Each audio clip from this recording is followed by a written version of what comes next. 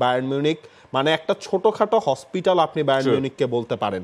এর মাঝখানে হ্যাঁ জামাল মুসিয়ালাকে হয়তো তারা ফেরত পেতে যাচ্ছে, এটা একটা প্লাস পয়েন্ট। লেরয় সানে তিনিও ইনজুরিতে ছিলেন, তিনিও হয়তো বা ফিরতে পারেন, তবে সেই না ফেরার লিস্টটা কিন্তু অনেক বড়, অনেক বেশি। সেটা একেবারে ডিফেন্স থেকে ফরওয়ার্ড পজিশন পর্যন্ত পুরো দলটার ভেতরে আসলে সবাই ফিট নন।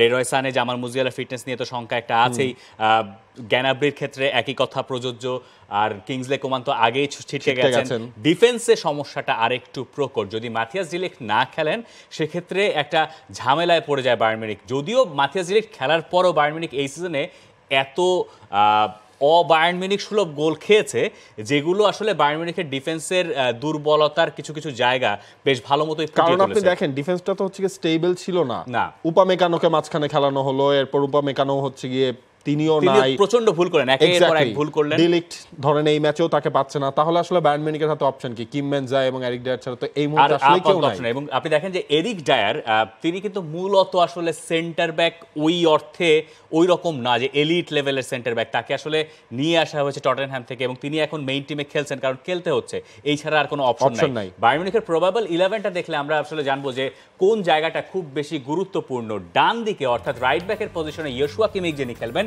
তিনিও আসলে মূলত মিডফিল্ডার, মেকশিফট রাইট ব্যাক, আর তার জন্য একটা বড় চ্যালেঞ্জ হয়তো অপেক্ষা করছে আজকের ম্যাচে। এক্স্যাক্টলি, এবং এই জায়গাটার মধ্যে আমরা যদি দেখি মাজরাউই তিনি লেফট ব্যাক হিসেবে খেলবেন, Eric Dier, Kim, ইয়োশুয়া Kimmich, নয়ার, Pavlovich, গোরেৎসকা, Jamal Musiala, গুয়েরো, Leroy সানে এবং হ্যারি কেইন। অপশন হাতের মধ্যে আপনার রয়েছে সার্জ গ্নাব্রি, তিনি নামতে পারেন, টমাস মুলার তিনি নামতে পারেন, তবে মেইন চাপটা আসলে কিমিকের জায়গাটাতেই পড়বে দুই ফুল ব্যাকের উপরে। কারণ আমরা আগের ম্যাচেও দেখেছি যে রিয়াল মাদ্রিদ তাদের অ্যাটাকের বেশিরভাগটাই করেছে ওই দিকটা ধরে, লেফট ফ্ল্যাঙ্ক দিয়ে। ওখানে রদ্রিগো খেলুন আর ভিনিসিয়াস জুনিয়র খেলুন, সেম থিং। ইনফ্যাক্ট ইয়োশুয়া কিমিখ ম্যাচের আগে বলছিলেন যে তাকে আসলে নিজের জায়গা ছেড়ে চলে গেলে চলবে না। এই কিমিখের গোলেই কিন্তু আপনার আর্সেনালকে টপকে তারা সেমিফাইনালে আসলো। ইনফ্যাক্ট আপনার লাস্ট যে রিয়াল মাদ্রিদের দুটো ম্যাচ খেলেছে মানে 17-18, সেখানে দুই লেগেই কিমিখ গোল করেছিলেন। এবং এই ধরনের ম্যাচে কিমিখের খুব বড় ইম্প্যাক্ট রাখার একটা সুযোগ থাকে। ইম্প্যাক্ট মানে দুই অর্থেই, জেতানোর ক্ষেত্রেও হতে পারে, আবার তিনি পারফর্ম না করলে হয়তো দল ভালো করবে না, এরকম একটা পজিশনে পড়ে যেতে পারে। কিন্তু আমার কাছে মনে হয়েছে যে বায়ার্ন মিউনিখের যে মিডফিল্ড আর রিয়াল মাদ্রিদের মিডফিল্ড, এর ভিতরে একটা বিস্তর ফারাক আছে। কে আসলে কতখানি জায়গা কভার করছে স্পেশালি ওটার উপর অনেক কিছু নির্ভর করবে। পাভলোভিচ এবং গোরেৎসকা তাদের ওই ডিফেন্স লাইনটা, মানে যখন রিয়াল মাদ্রিদের পায়ে বল, ওই ডিফেন্স লাইনটা যদি একবার রিয়াল মাদ্রিদ ভেঙে ফেলে, এরপরে যদি ধরেন ভিনিসিয়াস, রদ্রিগো আর বেলিংহাম, ভালভার্দেও পরে হয়তো লেট রান নিয়ে যোগ দেন, তখন যদি ডিফেন্সে ওই চারজনই থাকেন, আপনি ধরেও নেন, তখনই বায়ার্ন মিউনিখ একটা হাঁটু কাঁপাকাঁপি অবস্থা তৈরি হয়ে যেতে পারে, যেটা বায়ার্ন মিউনিখ এড়াতে চাইবে। অর্থাৎ মিড ব্লক এইটা সম্ভবত আজকে বায়ার্ন মিউনিখ করতে চাইবে রিয়াল মাদ্রিদের বিপক্ষে। দেখা যাক বায়ার্ন মিউনিখ শেষ পর্যন্ত সেটা করতে পারে কিনা। অন্যদিকে রিয়াল মাদ্রিদের কথা যদি আমরা আলোচনা শুরু করি, সেখানে রিয়াল মাদ্রিদের স্টার্টিং লাইন আপে বড় ধরনের কোনো চমক হয়তো থাকছে না। চুয়ামেনি লাস্ট লেগটা তিনি খেলতে পারেনি, তিনি আজকের ম্যাচটায় ফিরছেন, তবে রাইট ব্যাক পজিশনে সেখানে কারভাহাল কার্ড নিষেধাজ্ঞায় তিনি নেই, লুকাস ভাস্কেস তিনি হয়তোবা ফিরতে যাচ্ছেন, এবং Mendy, Camavinga, Kroos, Valverde, Bellingham, Vinicius এবং রদ্রিগো। এই জায়গায় একটা ইউরোপিয়ান গণমাধ্যমগুলো অনেকগুলো আবার খবর বলছে ক্রুজের জায়গায় মডরিচকে শুরু করা চিন্তা ভাবনা, অনেকগুলো আলোচনা আছে। এখন মডরিচকে আপনি নামাতেও পারেন, নাও নামাতে পারেন, কিন্তু আমার কাছে বা বেশিরভাগ লোকের কাছে আমার কাছে মনে হয়েছে যে রিয়াল মাদ্রিদ যদি লুকা মডরিচকে পরে নামায়, সেটাতে তার ইম্প্যাক্টটা আরেকটু ভালো পাওয়া যায়। আর গেমের টেম্পো চেঞ্জ করার জন্য ক্রুজ বা মডরিচ কাউকে তো আসলে 90 মিনিট খেলা আমরা এই সিজনে খুব একটা দেখিও নাই যে কার্লো আনচেলত্তি তাদেরকে খেলিয়েছেন। তো এইখানে আসলে ব্যাপারটা যে কে আসলে শেষ পর্যন্ত খেলেন, কিন্তু ক্রুজ না খেললে পরে রিয়াল মাদ্রিদের জন্য বিপদ আমার মনে হয়। এবং মনে হয় শুরু থেকে ক্রুজকে দিয়ে স্টার্ট করে পরে মডরিচ তো আপনার হচ্ছে সেটাই, এবং ওই কম্বিনেশনটা আসলে ভাঙতে চাওয়ার কথা হয়তো রিয়াল মাদ্রিদের নয়। আন্দ্রে লুনিনের ওপরে একটা চাপ হয়তো থাকবে। দুটো ম্যাচেই চ্যাম্পিয়ন্স লিগের যে দুটো রাউন্ড অফ 16 কোয়ার্টার ফাইনাল সবগুলো ম্যাচেই লুনিনকে একটা বড় অবদান কিন্তু রাখতে হয়েছে রিয়াল মাদ্রিদের জয়ের ক্ষেত্রে। এক্স্যাক্টলি, এবং সেই জায়গায় হচ্ছে গিয়ে আপনি বাকি 11টা যদি দেখেন, সেখানে রিয়াল মাদ্রিদের হচ্ছে ভিনিসিয়াস, রদ্রিগোর কম্বিনেশন ফাইন, এবং এই জায়গায় তো হচ্ছে আপনার আনচেলত্তি লাস্টের দিকে এসে কিছুটা ট্যাকটিক্যাল চেঞ্জও তিনি করেছেন। ওই 4-4-2 অনেক সময় ভেঙে সেটা হচ্ছে 4-3-3-তে তিনি চলে যাচ্ছেন। এবং গতকালকে যখন আপনার আনচেলত্তির কথা বলছিলেন তখন একটা জিনিসও বলেছেন, এই ম্যাচটায় দুটা দলই হচ্ছে কোনো ফিক্সড ফরমেশন বা ফিক্সড কোনো কিছু নিয়ে আসলে খেলে না, তারা মুহূর্তে মুহূর্তে তারা হচ্ছে নিজেদের ট্যাকটিক্সগুলো আসলে চেঞ্জ করে, নতুন কিছু অ্যাডপ্ট করে, সেটা হচ্ছে ইমপ্লিমেন্টও করে।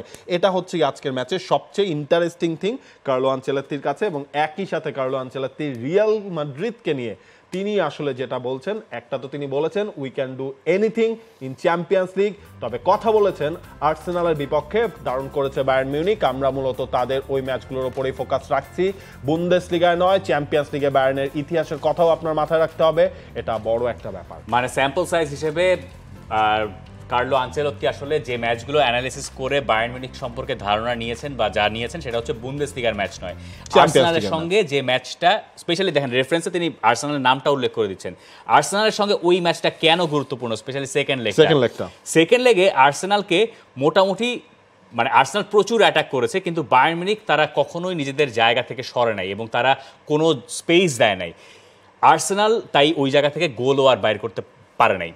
এই একই কাজটাই বায়ার্ন মিউনিখ আজও করতে চাইবে এবং এই কারণেই কার্লো আনচেলত্তি আসলে এই ম্যাচের রেফারেন্সটাই টানছেন যে বায়ার্ন মিউনিখ চ্যাম্পিয়ন্স লিগে কেমন করেছে সেটার উপর ভিত্তি করেই তিনি আসলে তার দল সাজাচ্ছেন। বুন্দেসলিগায় দলটা কেমন করেছে সেটার উপর ভিত্তি করে নয়। বুন্দেসলিগায় তো তারা 12 বছর পর লিগ হারিয়েছে, এক টানা খারাপ সময় গেছে, এইগুলোকে আপনি একপাশে সরিয়ে রাখুন। চ্যাম্পিয়ন্স লিগে যখন বায়ার্ন মিউনিখ খেলতে নামছে তখন দুইটা ব্যাপার হবে, একটা হচ্ছে প্রচণ্ড ইমোশনাল একটা অ্যাটমসফিয়ার থাকার কথা স্টেডিয়ামে, কারণ এইটা তাদের শেষ হোম ম্যাচ ইউরোপে এই সিজনে বায়ার্ন মিউনিখের জন্য। আর সেকেন্ড যেটা সেটা হচ্ছে জেতার আকাঙ্ক্ষাটা প্রবলভাবে থাকা। আর বায়ার্ন মিউনিখ যদি তারা পরের রাউন্ডে মানে ফাইনালে যেতেই চায়, আমার কাছে মনে হয় তাদের কাজটা সারতে হবে এই লেগেই, একটা গোলে এগিয়ে থাকার অ্যাডভান্টেজ সম্ভবত দরকার হবে। তবে এখানে অনেকে এই মন্তব্য করতে পারেন যে অ্যাওয়ে গোল রুল যেহেতু নাই, তাই দুই লেগই এখন সমান গুরুত্বপূর্ণ বা দুই লেগই সমান অগুরুত্বপূর্ণ। কিন্তু হচ্ছে আপনার নিজেদের ঘরের মাঠে আপনি যে ফিল্ডটায় খেলবেন, যে একটা প্লাস পয়েন্ট আপনার থাকবে, সেটা অবভিয়াসলি সান্তিয়াগো বার্নাবুতে থাকবে না। ওই একটা ক্লিশে লাইন আছে না যে সান্তিয়াগো বার্নাবু 90 মিনিট হচ্ছে 1000 বছরের থেকে লম্বা, সেই জিনিসটা বায়ার্ন মিউনিখ কখনোই করতে যাবে না। এবং তাদের সেখানে সবচেয়ে বড় ভরসা খানিকক্ষণ আগে আমরা যেটা দেখছিলাম হ্যারি কেইনের ওপরেই থাকছে। 7টা গোল তিনি করেছেন এবারে চ্যাম্পিয়ন্স লিগে, 3টা অ্যাসিস্ট রয়েছে। সবকিছু মিলিয়ে হ্যারি কেইনের কাছে যদি ওই সাপ্লাইগুলো আসে, রিয়াল মাদ্রিদের ডিফেন্স লাইন ব্রেক হলেও হতে পারে। হ্যারি কেইন এই ম্যাচের সবচেয়ে ইম্পর্টেন্ট পার্ট আসলে বায়ার্ন মিউনিখের জন্য। কেইনের এই সিজনের স্ট্যাট অবিশ্বাস্য, হয়তো তার কোনো শিরোপা জেতা হয় নাই, কিন্তু চ্যাম্পিয়ন্স লিগে হ্যারি কেইন তো এর চেয়ে বড় ম্যাচ খেলেছেন, তিনি ফাইনাল খেলেছেন টটেনহ্যামের হয়ে, কিন্তু বায়ার্ন মিউনিখে তার এর চেয়ে বড় ম্যাচ তিনি খেলেন নাই বায়ার্ন মিউনিখে আসার পরে, এটাই সবচেয়ে বড় ম্যাচ। আর হল্যান্ডকে যেভাবে আটকে ছিল রিয়াল মাদ্রিদের ডিফেন্ডাররা, হ্যারি কেইনকে আটকানো এত সহজ হবে না বলে এই জায়গায় দেখেন হল্যান্ড কিন্তু হচ্ছে গিয়ে একদম কমপ্লিটলি বক্স টু বক্স, বক্সের মধ্যেই আপনি ধরেন রুডিগার জানে যে হল্যান্ড এতটুকুর বাইরে সে দৌড়াবে না, হ্যারি কেইন কিন্তু ওইটা না, হ্যারি কেইন হচ্ছে আপনাকে ড্র্যাগ করে নিচে নিয়ে আসবে, হ্যারি কেইন নিচে নামাবে, হ্যারি কেইন প্লে মেকিং করবে। হ্যারি কেইন যখন প্লে মেকিং করছেন তখন অন্য কেউ আসলে ওই জায়গাটা নিতে পারছেন কিনা, এখন সেটা আবার নির্ভর করছে যে তারা কতখানি ফিট।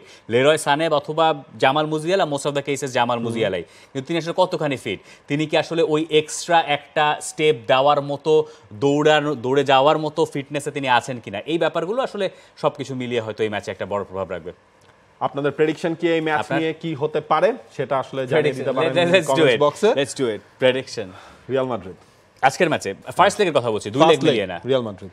আমার কাছে মনে হয় বায়ার্ন মিউনিখ আজকের ম্যাচটা হারবে না। আচ্ছা, বায়ার্ন মিউনিখ আজকের ম্যাচটা হারবে না। বায়ার্ন মিউনিখ জিতবে কিনা আমি জানি না, তবে বায়ার্ন মিউনিখ আজকের ম্যাচ হারবে না বলে আমার বিচার বলে।